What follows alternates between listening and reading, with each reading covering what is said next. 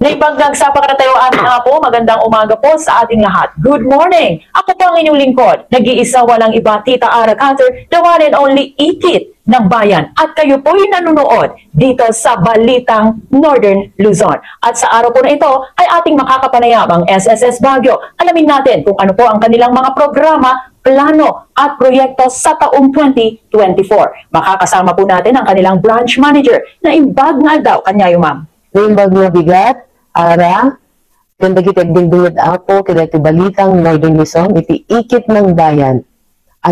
Yes, ma'am. Adu apo ti programs ti SSS, so effective dati January 2024, ang daming pumupunta na members natin. Why? Kasi kailangan nilang magpakita for the annual confirmation of pensioners natin. Okay, so last time, 85 years old and above, pag-retiree pensioner na nandito sa Pilipinas. However, effective March 2024, pero we have started January 2024, na lahat ng 80 years old dapat pumunta na sila sa SSS in order that their pension will not be suspended or stopped. Oh, I see. So, kailangan pala, parang tong PNP, GSIS, Pag-ibig at PhilHealth, yearly kailangan magpakita na ako po'y buhay pa. Yes. Ganun po pala kapag pensioner ka, no? 180. Bakit po importante yun, ma'am? Yes, okay, ganito. Actually, yung annual confirmation or we call it ACOP, yung mga pensioners po natin abroad dati. So, kailangan kada birth month nila, any day ng birth month, pupunta sila or mag-email sila na buhay pa sila. They need to fill up yung form. Nabuhay pa talaga sila, no? Yes. And then for the survivors naman, kailangan nilang mag-fill up birth month ng asawa, yung namatay. Kasi baka meron na silang kinakasama.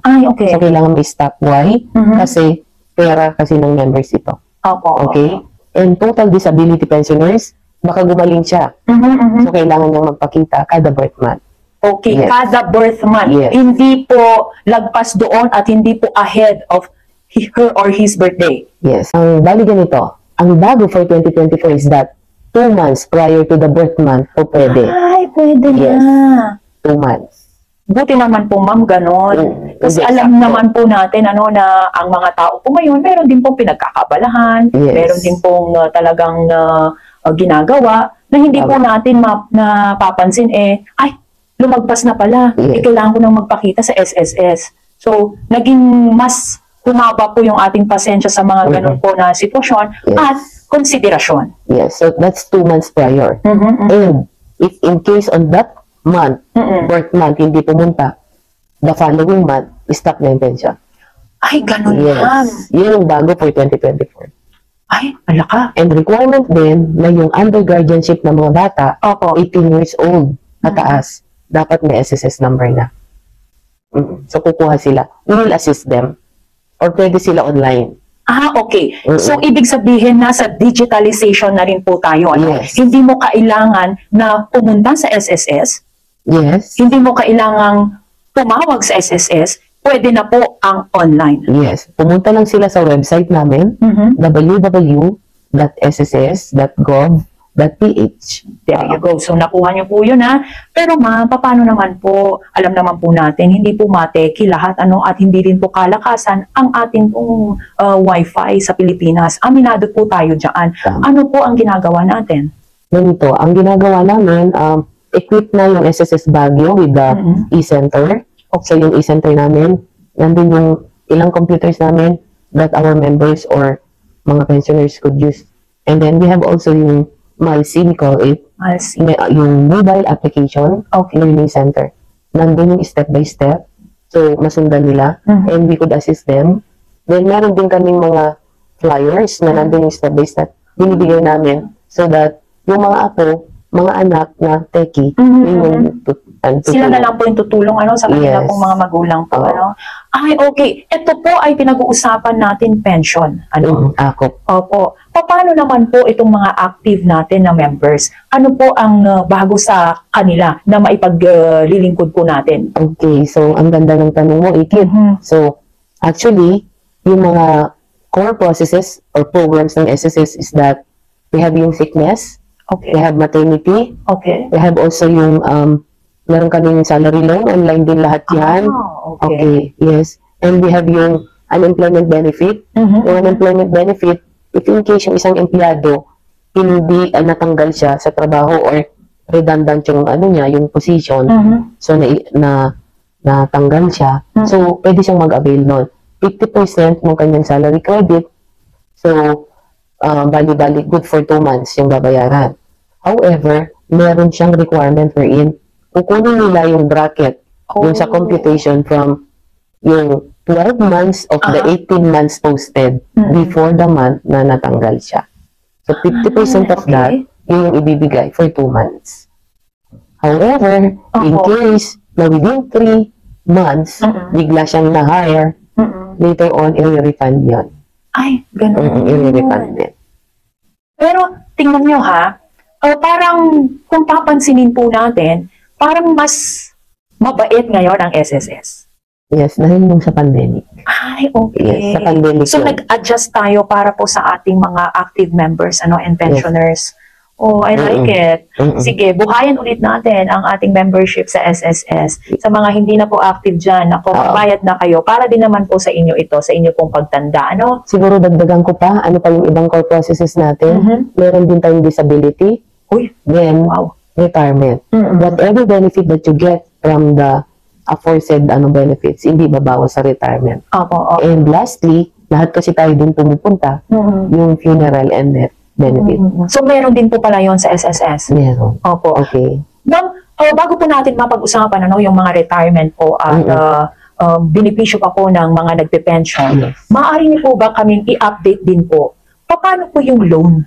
Okay. Kamusta po? Kasi nabalitaan po namin mula po sa national news na nagtaas daw po ata kayo ng gustong mag-loan na miyembro ng SSS. Totoo po ba ito? Actually, ganito yung sa salary loan namin. Dahil online na rin siya, yung loan namin is kung voluntary member ka, there should be at least 6 months posted as voluntary, as self-employed, as covered employee payments, Okay. and then you have at least 36 months contribution before the month of availing of the loan. Ganon siya. I see. So, yun po yung ating patakaran sa SSS sa ngayon. Pero ma'am, ganito ha. Ako po ay volunteer member ng SSS.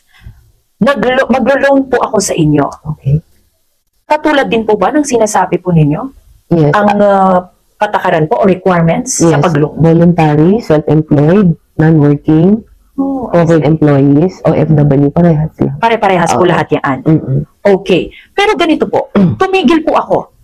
Totoo naman, tumigil po ako sa pagbabayad ko po ng SSS. Paano po ako maglo-loan ngayon? Okay. Hindi ka pwedeng mag-loan kasi wala kang yung 6 months posted prior to yung month na mag-file ka. And i-check din natin, have you contributed 36 months or 72 months to qualify?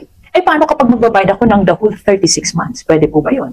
Actually, ganito, as voluntary and then magbabayad ka, hindi allowed lang kasi 1 year advance payment. Okay. Oo. Kaya, ibig sabihin, magbabayad ka muna ng 3 years, pag posted na siya, the following year, doon ka magpapile na loan mo. Okay. Maliwanag po ha. Pero ganito po ma'am. Ako po ay magme-member sa SSS bago po ako na magme-membro. Magkano po yung minimum sa ngayon? At yung maximum naman po? Okay. Actually, ang minimum namin ngayon is 4,000. So, kung self-employed ka, bracket lang po yun, range of compensation. Ang equivalent contribution is 560. Kung voluntary ka. Every month? Per month, yes. Plus, kung self-employed, may 10 pesos kasi may easy na ang self-employed. Ano po yun? Yung easy is employees compensation. Ibig sabihin, if in case na yung business mo, ay yung trabaho mo doon sa business mo, may nangyari, nagkasakit ka, or na-disable ka, or namatay, doble yung nakukuha natin. So, funeral and death from SSS, and funeral and death from employees compensation. Yung employees compensation is being availed noon for covered employees. Ibig sabihin, may mga employers sila. But then, effective noong 2021, September, na-cover na rin natin mga self-employed na magkaroon sila ng EC. And then, pagdating ng 15,000 na bracket mo, range of compensation, yung EC is 30 pesos. Fix na yan. So, ang highest namin ngayon na monthly salary credit is 30,000. So that is equivalent to 5,200 per month with 30 pesos na easy. Ay, okay. So maliwanag po, ano? At least sa ating pong mga tagapanood at tagapakinig na gusto pong magmiyembro ngayon sa SSS, ito po ang dapat ninyong malaman. Ma'am. Iki, ada inanin ko. Yes po. Okay. Actually, yung sinasabi ko na 30,000 na bracket namin, inclusive of kung ang binabayaran mo is bracket na 20,500, meron siyang benefit side and meron siyang investment side. So, ibig sabihin, yung nabanggit ko kanina, na sickness, maternity, tapos yung disability, retirement debt, ang basis nila sa benefit is up to 20,000. Yung monthly nila, monthly na contribution. So, yung 500 and up, yun yung investment side. Okay. So, ibig sabihin, pagdating ng time na nag-file ng retirement, meron siyang benefit side, may idadagdag pa na investment. Kasi yung pera niyang in excess of the 20,000 na, na-invest. So, ibig sabihin, Na-invest saan? in-invest ng SSS sa treasury notes, treasury bills. So, yung kita niya, which either option ng member to include it on a monthly or lump sum niyang kunin. Ayan na naman tayo sa ransom na naman na kukunin. Dahil nabalitaan po namin, maaari po pala iyon. Paano po yun? Last week po na interview natin ang GSIS. At ang sabi nila, 18 months pwede raw i-ransom. Pwede rin daw po ang 5 taon. Dito po sa SSS.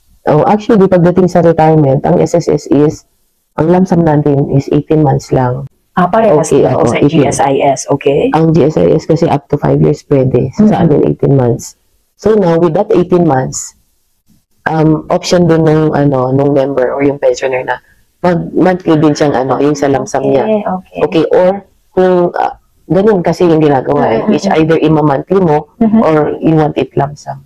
Okay. Pero doon po sa sinasabi po natin kanina, na investment naman, medyo hindi ko po maintindihan na system na bago po kasi yun ng SSS. Maaari po bang paki-elaborate pa po ng konti? Actually, yung sa investment na sinasabi namin, dahil aware naman tayo na we have 41 million plus na members. So yan, nagsasalary loan sila. So may mga certain percentage kasi yan per salary loan. And then, ganun din yung pera na para sa investment side, ini-invest nga nila. So, tinitingnan ng department namin na in charge doon na it will be invested invested wisely para sa ganun yung benefit naman na mapupunta sa mga members natin, maximum naman siya. So, ibig sabihin po ba dyan, aside po doon sa kanilang monthly na makukuha, kung sakali man po sila retirado na, monthly pension. Nag-pension na po sila, maliban po doon, meron pa pong galing sa investment. Yes. Yun po ba yung interest, yung kinita niya, yung interest income. Pero paano po yun? Kung ang isang miyembro po ay hindi po niya gusto yung investment, pwede po ba yun? Ay hindi, kasi ganito, once na ang bracket mo is 20,500 and up, that will be automatic.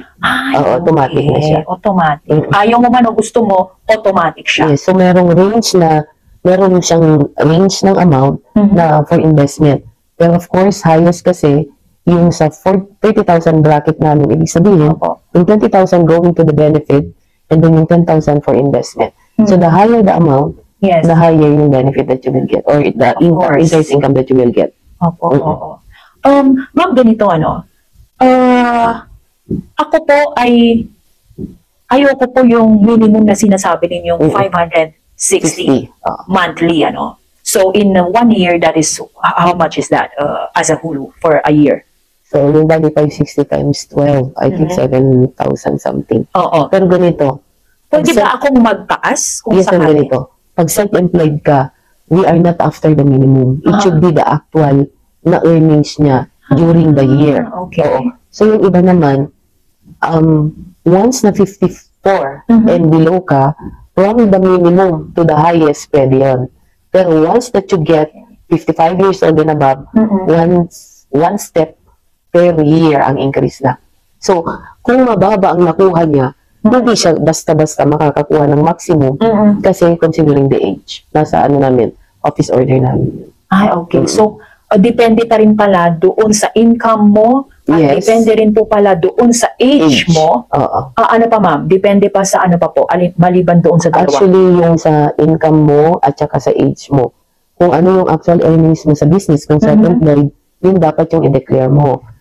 Kasi hindi lahat Yearly, ang Yes. i-declare mo, hindi monthly. yearly. Yearly. Oo, Okay. kasi yung iba, hindi talaga nila kaya. Pero yung iba, kaya naman. Okay. Why not? Oo. Kasi yung iba, lower yung earnings nila, but then they want to get the higher amount. Bakit po na kaya nila ginagawa yun? Dahil ba sa kaalaman ng Oo. karamihan na kapag ikaw po ay retirado na, ano, medyo matanda na po at nagpe-pension na lamang, malaki po kasi. Oo, malaki kasi yung benefit na makukuha nila. Dahil Kasi, po ba doon? Kaya po malaki Yes. talaga yung binabayad nila monthly. siguro ang idagdag natin, Ikit, kasi, pag nag-complete kami ng benefit, hindi lang yung number of contributions, Okay. the amount of contributions, but then yung CYS. Ano Ano yung po yung CYS? Credited years of service. How can you get this? Yung CYS is, if you pay the whole year, you have 1 CYS. Parang points mo siya. Ay, ganon. O di magbabayad na ako monthly pala, ay yearly pala. Yes, kasi yung iba, magbayad lang din sila kung gusto nila. Ito'y maliban po kahit ikaw po'y Applicable. gobyerno. Ay, kung nasa government ka at may business ka, Aha. pwede kang mag-SSS. Opo. Uy, parang gusto ko yun na. May points ako kapag isang Full year. taon ang babayaran O 1 ko. point siya. Oo. Oo. Bongga, I like it. Yes, yung iba, Pero, ano po ang benepisyo dun sa points na yun, ma'am? yun yung additional na amount dun sa ano mo, sa pension mo monthly. Yung iba kasi nagagalit. Kasi, sabi nila, kasama ko to sa trabaho. Okay. Sabi niya. Pero, kasama man sa trabaho, kung paano kung umabsent siya, di wala siyang kinita. Aha. So, ibig sabihin, hindi complete yung CYS niya. Totoo. Pero ikaw na hindi ka umabsent, yung binigay lang sa'yo, you have your contribution, you have 12 months contribution, you have 1 CYS. So, from the beginning, na may CYS ka, kasi may yung iba, maabot ng 40 years. So, they have 40 CYS. Oh, wow. So, that's an addition. Otherwise, kung wala kang CYS din, 6 months lang out of 12 ang binayaran mo, so wala kang CYS. Okay. So, yun, mas mababa yung kanyang monthly pension. Okay. Ma'am, napag-usapan na po natin ang retirement, Yes. ang loan, ang Ako. AKOP, ang napag-usapan na rin po natin ang CYS. Yes. Napag-usapan na rin po natin ang inyo pong application sa mobile. Yes. Maliban po sa mga nabanggit natin po kanina, dahil gusto rin po naming alamin ano na po ang mga iba pang plano, proyekto at programa ng SSS sa lungsod ng Baguio sa ating pong mga active members at sa ating mga pensioners. Okay. Ang ganda. Ang ganda ng tanong, Ikit. Ang mga programs namin ngayon is that, na-start na actually last year is yung e-center sa barangay. E-center sa barangay. Yes. Yung e-center sa barangay, we have 129 barangays here in Baguio. Yes po. Yung e-center sa barangay is that, yung barangay is very willing to that SSS or the members or constituents could use yung kanilang computers doon sa barangay hall para kumuha ng SSS number, Okay. mag-file ng loan and other benefits. So yun yun. But we are there, nag-schedule kami to assist them. So, hindi po ito monthly, weekly, paano po? Depende kung ano yung parang pag-uusapan namin, agreement namin with that barangay. Aha. Like for that Irisan, barangay, i-center sa barangay namin siya. Okay. Kasangga din siya. Ang ibig sabihin ng kasangga, meron silang mga workers in the barangay na nagkaroon kami ng MOA, Memorandum of Agreement, wherein monthly magde-deduct sila ng sweldo nila and i-remit nila sa SSS. Opo. So that is monthly. There is an assurance na meron silang contribution na monthly. I like it. Ang maganda yun, ano? Pero, paano yun, ma'am?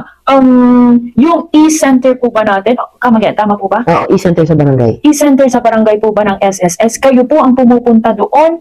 Okay. Ang e-center sa barangay, kami ang nag-schedule, pumupunta kami doon. So, Ay, okay. kumbaga, yung e-center sa barangay together with e-wheels, SSS on e-wheels, Opo. ibig sabihin, dala namin yung branch namin sa barangay. Ang galing na We are reaching out sa lahat ng constituents doon. Oo. Yes. Pero, syempre, ang laki po ng Baguio. Yes. Maliban po doon, hawak niyo pa po ang ibang parte ng Bliss, sa Yes. Benguet. Yes. Kaya ho ba ng ating manpower? Actually, kinakaya namin. Kasama ako sa team. Talaga, ma'am? So, Kayo pa mismo Yes, pupunta? kasama ako sa team. So, may team ako. May team yung assistant branch head na isa. And may team din yung acting assistant branch head. So, ibig sabihin, kung tatlo na kami, kunwari ako na yon, information dissemination, meron na rin mag-a-assist sa mga members So, nandun na yung registration, Okay. creation ng email, nandun yung registration, ulitin ko. And kung magpa-file na sila ng mga benefit, nandun na rin yung assistance. So, nagagawa na namin. They will not be coming to office. Doon pa lang naayos na namin. Oh, I see. Yes. Magandang sistema, ano? Yes. Parang yes, pinalapit po natin ang ating serbisyo sa publiko. Yes. Tama ka, Ikit. Parang kulang na lang, di ba parang ano lang yan eh, sinusubo ko na sa'yo, nasa sa'yo na lang, ngalan ko na pa mo, lunukin, di ba? At sana po, tayo pong mga constituents ng Baguio and parte po ng BLIST, mag-member po tayo ng SSS kasi alam naman po natin kung gaano kaganda po ang serbisyo ng SSS. Maliban po doon po sa nasabi ninyo, yung ating e-wheels and e-center sa barangay, ano pa po? So, yung sinasabi kong kasangga, yung kasangga is about yung may mga job order workers kasi or COS, contract of service, ng mga local government unit. Yes, I've heard of that. Yes, ma'am. So, sila, pinapasok namin, nire-register namin sila. Meron kaming MOA, nagkakaroon kami ng MOA signing. Kanino po? Sa local government unit. Okay. Ay, sa ganun, they will deduct from the, yung equivalent sa salary nila. Yung equivalent contribution sa salary ng itong job order worker or COS. Para sa ganun, may i-remit sa SSS. Yung job order worker at saka COS, they will serve their own yung amount. Okay. Unlike if it is a covered employee, we call it, kunwari yung sa private company na ito yung employee niya, 70% comes from employer, Okay. 30% comes from employee. Pero ito, yung kasangga, yung mga employees na JOs, 100% coming from them. Wow. Pero ma'am, okay, let's talk about yung mga pribadong kumpanya. Yes. May kaibigan kasi ako na mga negosyante po dito sa lungsod ng Baguio at Benguet. Sabi nila, friend, bakit ganun? Yung empleyado ko, ino-offeran ko ng SSS. Ayaw ba namang mag-member? Sabi niya, buo ko na lang daw na sweldo ang ibigay sa kanya. Gusto ko lang namang tulungan siya. Paano po yung mga ganun na sitwasyon? Actually, mga ganun sitwasyon hindi pwede. Kasi nasa batas na mandatory. So, dapat mag-deduct sila. Ayaw o gusto ng empleyado, kailangan. Yes, kailangan talaga. Mag-submit sila ng SSS number nila.